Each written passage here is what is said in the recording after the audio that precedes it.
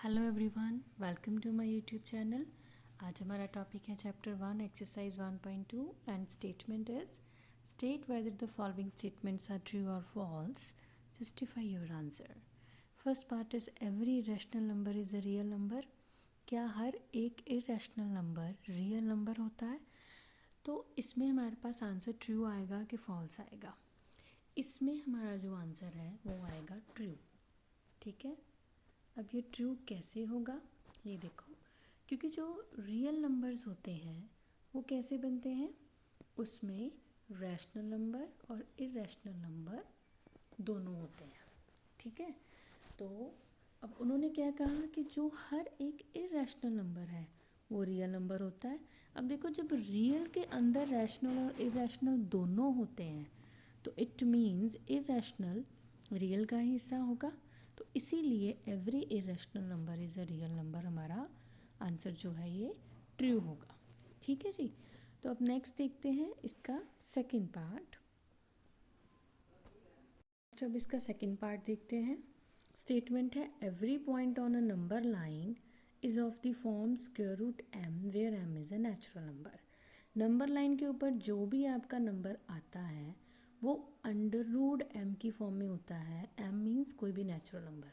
तो सबसे पहले तो देखो इसका जो आंसर है वो हम यहाँ पे कैसे मेंशन करेंगे।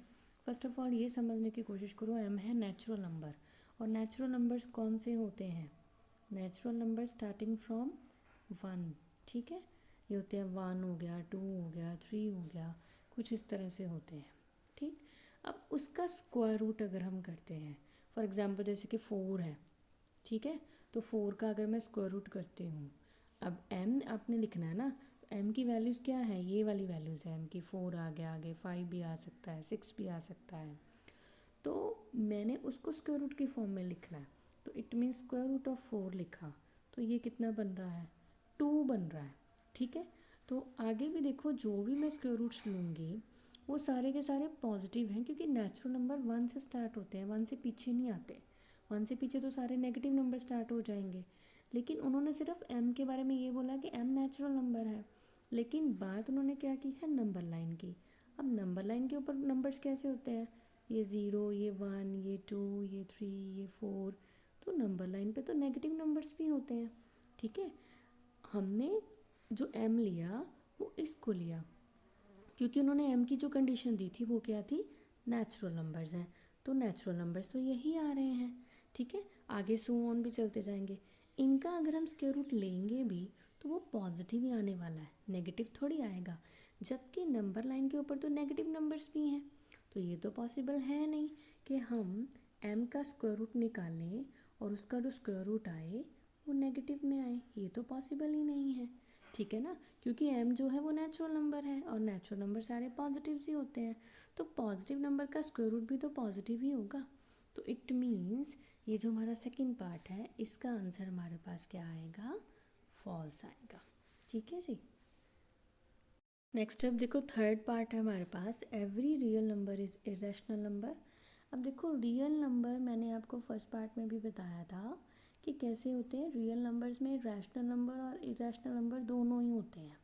ठीक है, अब उन्होंने कहा जो हर एक रियल नंबर है वो सिर्फ इरेशनल ही होता है, ये तो गलत है, क्योंकि रियल नंबर में सिर्फ इरेशनल नंबर ही नहीं होते, रैशनल भी होते हैं। ठीक है, फॉर एग्जांपल जैसे कि मैं आपको बोल दूँ 5 लिखा मैंने, जो 5 है वो रैशनल तो है लेकिन इरेशनल नहीं है। लेकिन जब कि देखा जाए ये रियल नंबर में तो आता है, क्योंकि रियल में रैशनल नंबर्स भी होते हैं। तो उन्होंने सिर्फ बात की है कि ये रियल नंबर सिर्फ इरेशनल होते हैं, which is not true. Okay, तो हमारा यहाँ पे आंसर क्या आएगा, our answer will be false. Second question की स्टेटमेंट क्या है, are the square root of all positive integers irrational, if not give the example of the square root of a number that is a rational number. मतलब कि अगर आप किसी भी positive integer का स्क्वायर रूट निकालते हो वो इरेशनल होता है, अगर नहीं तो आपने एक ऐसे नंबर का स्क्वायर रूट निकाल के बताना है जो कि रैशनल हो। अब देखो पॉजिटिव इंटीजर्स कौन से होते हैं, 1 हो गया, 2 हो गया, 3 हो गया, 4, 5, 6, 7, 8, 9 अप टू सो ऑन। ठीक है, अब इसमें से कुछ के स्क्वायर रूट्स इरेशनल होंगे, कुछ के स्क्वायर रूट्स रैशनल भी होंगे, बट उन्होंने क्या कहा कि सभी पॉजिटिव इंटीजर्स के स्क्वायर रूट इरेशनल होते हैं। तो हमारा आंसर यहाँ पे क्या आएगा, नो। जैसे कि आप देखो √2 है, नो डाउट ये इरेशनल बनता है, ठीक है। अब जब आप √4 निकालोगे तो ये तो आया 2 एंड दिस इज रैशनल। तो इट मीन्स इनमें से किसी किसी का तो रैशनल बनता है स्क्वायर रूट, किसी का इरेशनल बनता है, लेकिन सभी का अगर आप इरेशनल बोलो तो वो नहीं बनता, ठीक है। तो हमारा आंसर क्या आएगा, एक तो आया नो। फिर उन्होंने कहा था एग्जाम्पल दो एक इस तरह का पॉजिटिव इंटीजर का स्क्वायर रूट जिसका स्क्वायर रूट निकाल के रैशनल नंबर बने। तो वो देखो ये एग्जाम्पल जा रही है, √4 इक्वल्स टू 2 आ रहा है, दिस इज रैशनल नंबर, ठीक है। और किसकी जा सकती है, √9 ले लो, इसका क्या बनेगा, 3 बनेगा, this is also a rational number, ठीक है। तो ये हमारी एग्जाम्पल चली जाएंगी और आंसर साथ में जो फर्स्ट उन्होंने पूछा था इरेशनल वाला वो नो आ जाएगा, ठीक है। तो इसी के साथ हमारा ये सेकंड क्वेश्चन भी कंप्लीट हो जाता है। नेक्स्ट है question number 3, show that √5 can be represented on a number line. अब इसको नंबर लाइन पे रिप्रेजेंट करने के लिए सबसे पहले हमारे यहाँ पर एक पाइथागोरस थ्योरम जो है वो अप्लाई होगी। पाइथागोरस थ्योरम का फॉर्मूला आप लोगों ने किया है लास्ट क्लासेस में, क्या होता है देखो। पाइथागोरस थ्योरम सबसे पहले तो आपने ये याद रखना, लगती कौन सी ट्रायंगल पे, राइट एंगल ट्रायंगल पे लगती है, ठीक है। राइट एंगल ट्रायंगल कौन सी होती है, जिसमें एक एंगल 90 डिग्री का बनता है, ठीक है। और जहाँ पे 90 डिग्री का एंगल बनता है उस लाइन को हम क्या कहते हैं, उस साइड को perpendicular, this is base and the side opposite to the perpendicular is hypotenuse. और इसमें हमारे पास फॉर्मूला क्या होता है, h² equals to p² plus b², ठीक है।